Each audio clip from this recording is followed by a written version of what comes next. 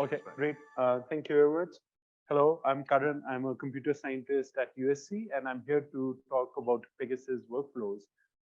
Before we get into Pegasus, it's good to have a quick rundown on scientific workflows.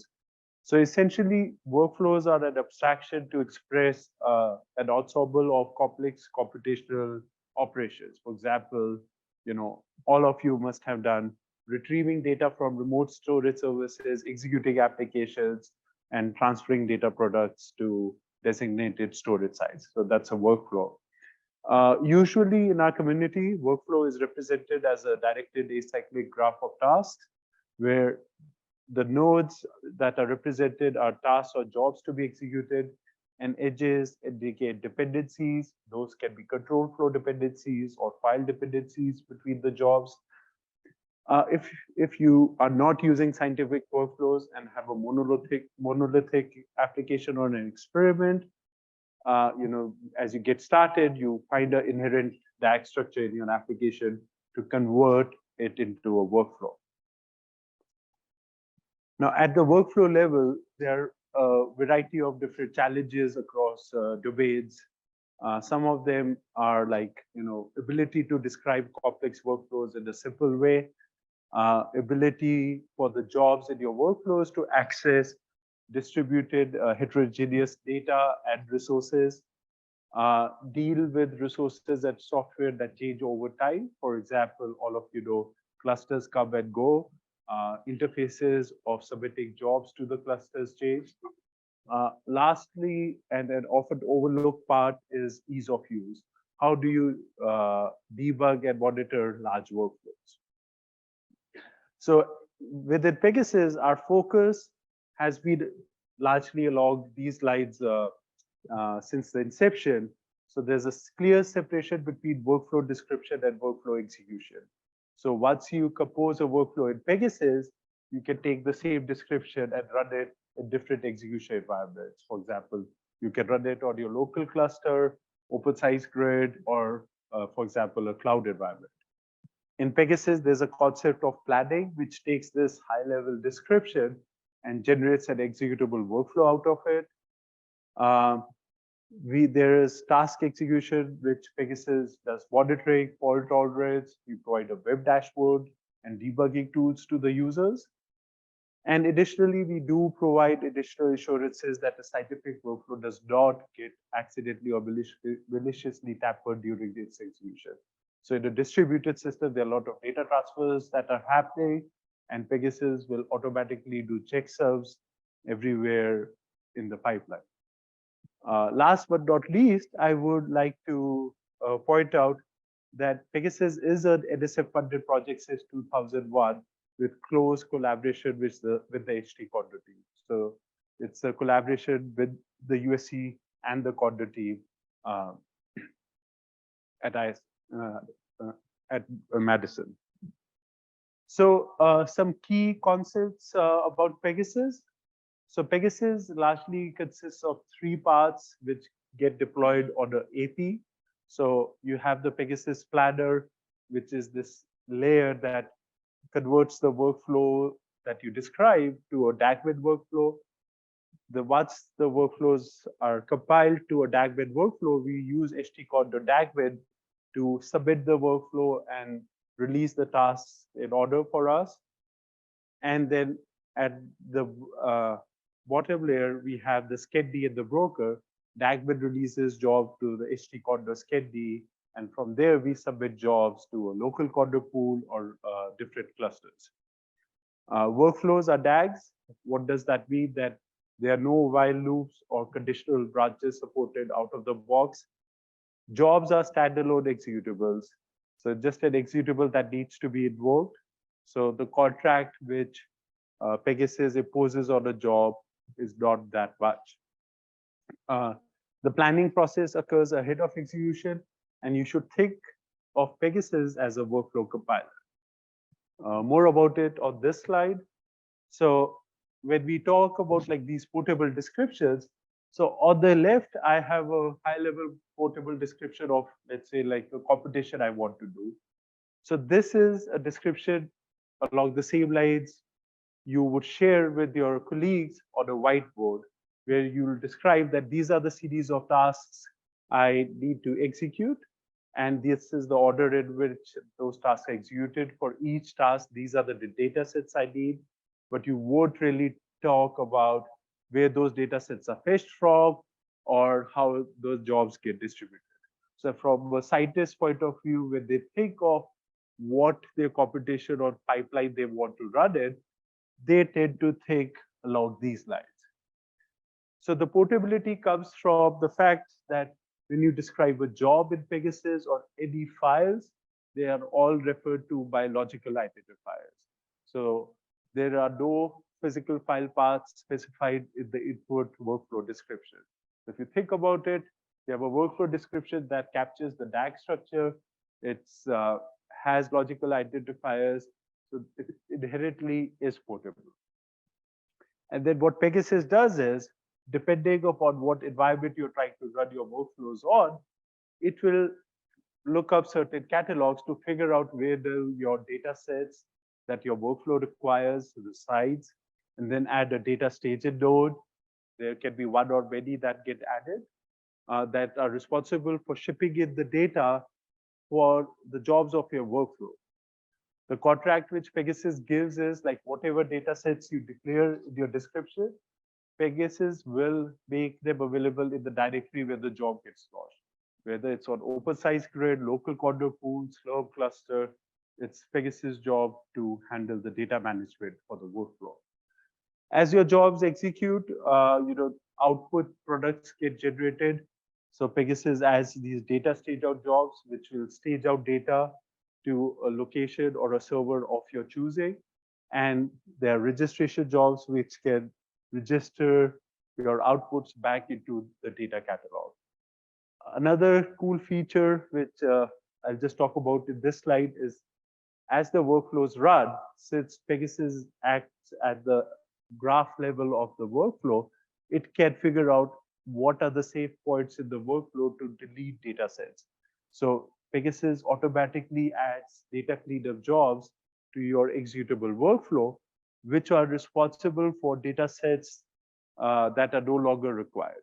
And this is extremely useful when you're running large workflows of hundreds of thousands of tasks and generating terabytes of data. And it's enabled by default. Another aspect which this compilation approach allows us to do is, based on what environment you're trying to run your jobs on, you can cluster short running tasks together to better fit what your execution resource supports. So again, like you describe your workflow the way you think the workflow should be described, and then at runtime you can do all these performance tweaks for your executable workflows. Pegasus provides tools to generate this input abstract workflow. So we provide APIs in Python, Java, R. The most popular one is a Python API, which is a full-fledged workflow API that allows you to compose workflows, submit them, monitor them, and do all the tracking of the workflows through the API itself. The API ends up generating the abstract workflows in the simple YAML format, which is self-explanatory and pretty easy to read. So, what does a Pegasus deployment look like? So I forgot to update the slide. So like there is a workflow submit node or a AP node where you install Pegasus and Condor. So that's the place where you interact with Pegasus and you submit your launch your workflows from. As a user, you can get Pegasus to have your workflow run on one or multiple compute sites. The compute sites can bind to a local cluster, open size grid, or a cloud resource where Condor workers are provisioned in AWS or Google Cloud. Your data sets, they do not need to be available on the workflow submit node. They can be on input data sites, which can be spread all over. There's a data staging site, which Pegasus uses to coordinate the data movement for the workflow. So for example, if you end up running your workflows in the Amazon cloud, you will Pegasus will use Amazon S3 as a bucket to do this data staging coordination. And finally, the output site is where the output data products are placed. So these are logical entities. Depending upon your environment, you could co-locate them. So you can always have your input data sets on the workflow submit host. You could have your compute site and your output data sites co-located. So it's just that, like, at the heart, it's a very flexible data model that allows users to run their workflows in a wide variety of environments. Pegasus does also come with a web dashboard. So it's a Flask-based dashboard that allows users to drill down their workflows. So there is a home page which gives a listing of all the workflows a user has run. It's color coded. Green indicates success, red indicates failure, and blue indicates running. And by drill down, what I mean is, so you can click on a workflow, you'll get workflow level stats. You'll be able to see all the jobs that are making up a workflow. If there are sub workflows in a workflow, you will see those. And you will also see successful and failed jobs. You can click through failed jobs to get the reason on why your workflow failed. So this dashboard is useful for real-time monitoring, reporting, debugging, and it also has a RESTful API available if users want to develop against it. At the same time, we do also have a suite of powerful command line tools such as Pegasus Status, which gives you the status of your workflow. So that's a wrapper around Condor Queue. Pegasus Analyzer that allows you to debug your workflow. So if your workflow fails, you just run Pegasus Analyzer. It will tell you what job in your workflow failed and why did it fail. Pegasus Statistics, it's a tool that generates useful statistics about your workflow run, how many tasks were executed, how long they ran for, and so forth. And both the dashboard and the command line tools, they are getting their information from the same data source. So there's no disconnect between the two. I'll briefly mention that Pegasus also has good built-in support for hierarchical workflows, where a node in the workflow can be another workflow itself. So there have been a couple of talks this week about users using the subDAC feature. So this is heavily used by a lot of our large-scale users, and Pegasus does a really good job in the data management between the sub workflows also.